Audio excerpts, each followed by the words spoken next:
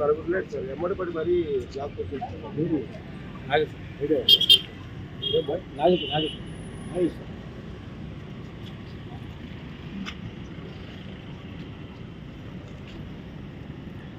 సందులో వస్తుంది, ఎమ్మడి పడి మరీ తీసుకొస్తాను. డైరెక్ట్ కాదు సార్.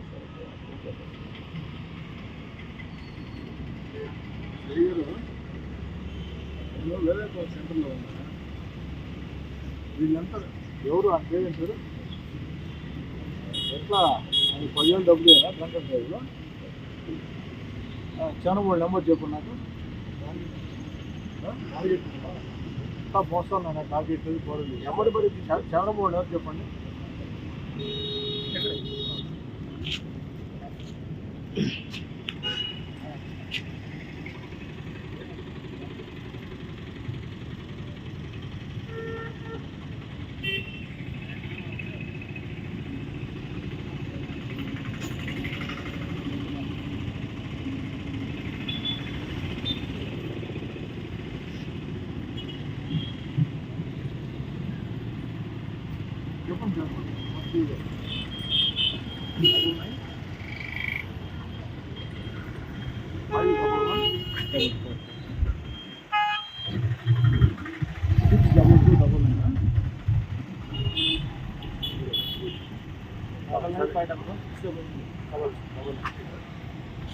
ఎంత డ్రంక్ అండ్ డ్రైవ్ తీసుకోవాల్సింది?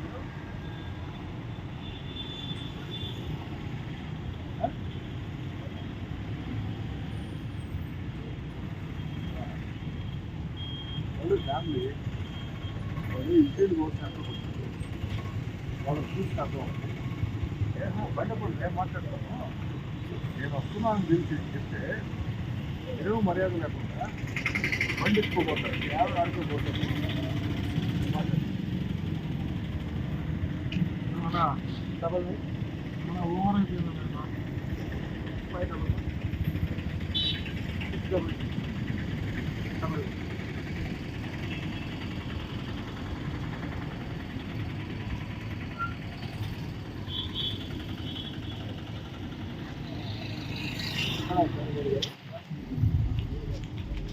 బండి అడుగు